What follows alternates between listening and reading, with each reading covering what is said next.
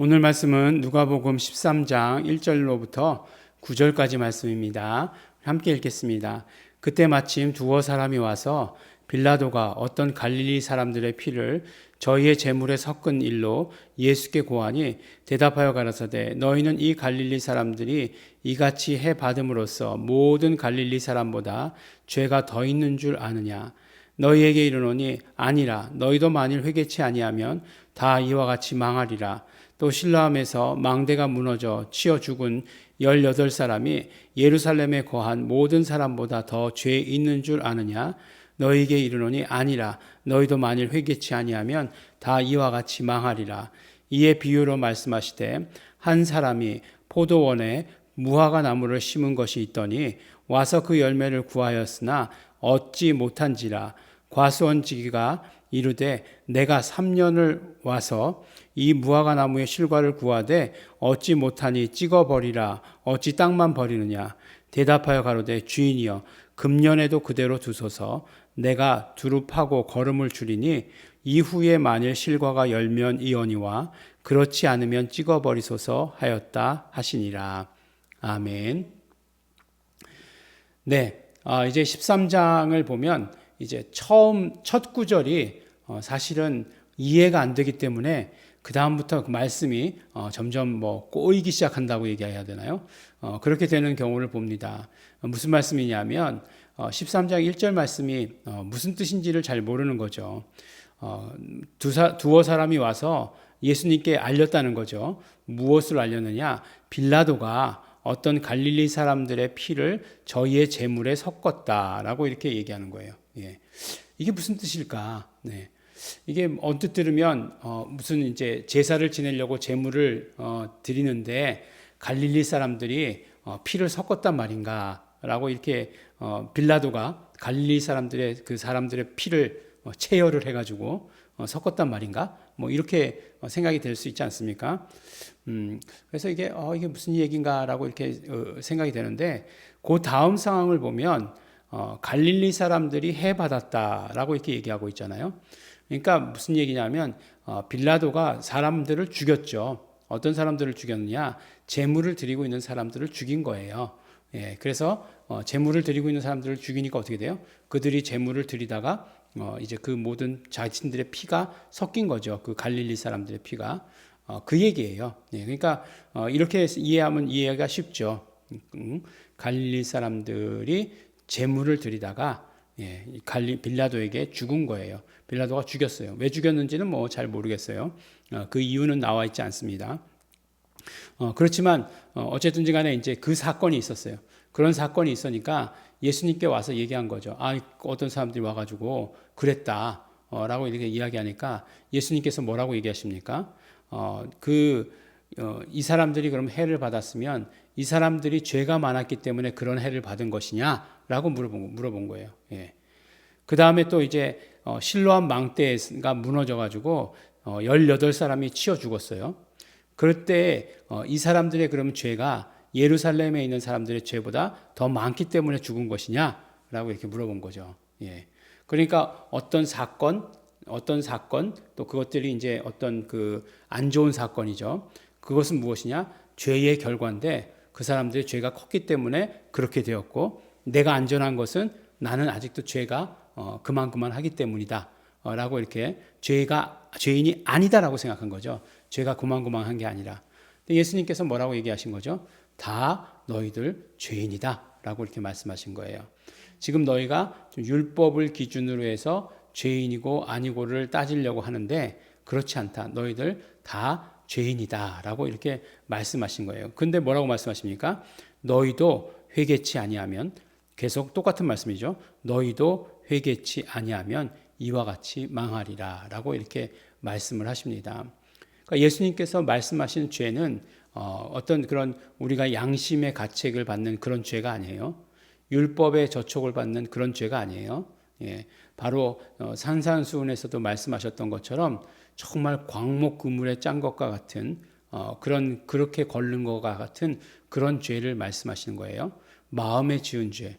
아무도 지금까지 마음에 지은 죄를 죄라고 얘기하지 않았어요.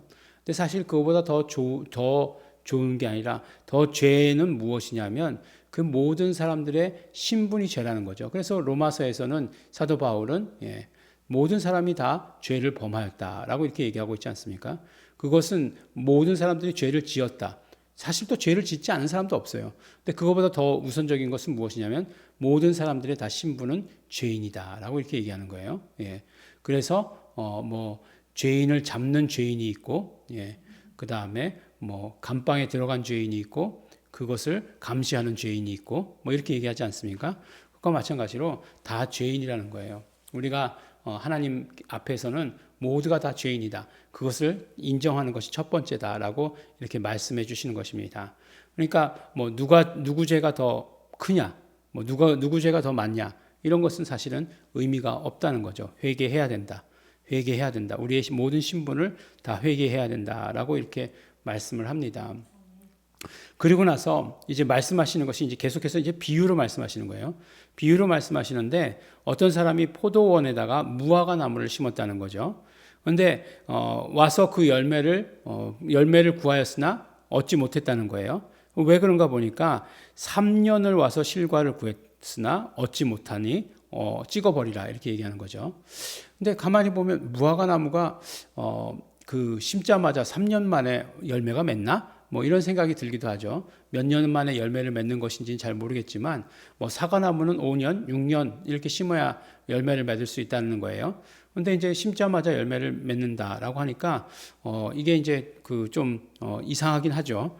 그러니까 뭐라고 얘기하냐면 포도원 그 과수원 지기가 뭐라고 얘기하냐면 그 금년에도 그대로 두소서라고 이렇게 얘기합니다. 금년에도 그대로 두소서.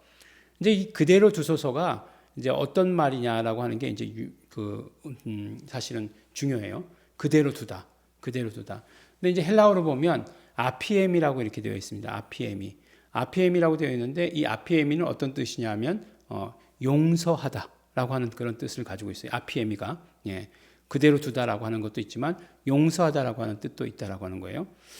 그러면 이 말을 가지고 예수님께서 결국 얘기하려고 하셨던 것은 무엇일까? 저들을 용서해 주십시오라고 말한 것과 마찬가지잖아요. 사실은 용서해 주십시오. 그게 뭘까? 그런데 그 다음에 보면 뭐라고 얘기하냐면 만일 그렇게 해서 이번 해에 용서해 주시면 이번 해에는 걸음을 주고 이렇게 하겠습니다. 그래서 내년에 열매가 없으면 그때는 찍어버리십시오라고 이렇게 얘기하는 거예요. 그러니까 용서하신다는 거잖아요. 용서하시는 것인데 이 용서가 기한이 있는 용서라는 거죠.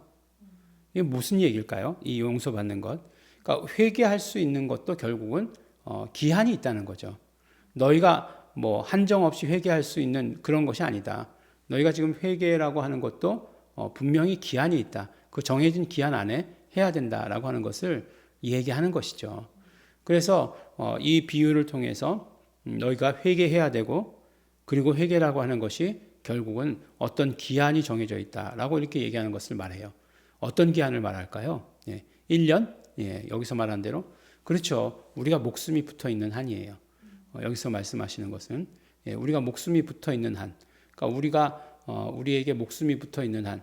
한정 없이 기회가 주어진다라고 생각하지만 우리가 목숨이 붙어 있는 한이에요. 근데 그 목숨이 붙어 있는 한을 누가 결정하느냐는 거죠. 아무도 알지 못하는 거예요. 태어날 때는 순서대로 태어나지만 그러나 목숨이 붙어 있다라고 하는 것은 아무도 그걸 할 수 없는 거예요. 그렇기 때문에 어떻게 돼야 됩니까? 우리가 최대한 빨리 회개해야 된다라고 하는 것을 말씀해 주시는 것입니다. 오늘 우리가 예수님이 보시는 그 죄에 대해서 우리가 잘 알아야 되죠. 그래서 예수님이 보시는 죄라고 하는 것, 결국은 우리의 그런 어떤 영적인 유전을 가지고 온 죄, 지옥 가는 죄, 그 죄를 말하는 거예요. 율법에 비추어서 죄, 뭐 세상 법에 비추어서 죄, 그것이 아니라 정말 그 하나님께서 보시기에 죄인이라고 하는 것, 아담에 속한 것, 신분이 죄인인 것, 회개해야 된다. 그런데 그 회개라고 하는 것, 그 기회가 우리에게 한정없이 주어지지 않는다. 분명히 제한된 그 시간이 있다라고 하는 것을 우리에게 말씀해 주십니다. 그래서 우리가 용서받는 것도 분명 한계가 있다. 우리에게 말씀해 주시는 것을 듣게 됩니다. 그 한계 동안 용서받아야 되죠. 나는 용서받았으니까 뭐 오케이 이런 태도 아니죠. 우린 또 아직도 그 구원에 이르지 못한 사람, 죄를 회개하지 않은 사람, 용서받지 못한 사람을 향해서 나아가는 것이 우리가 해야 되는 일이다라고 말씀해 주십니다.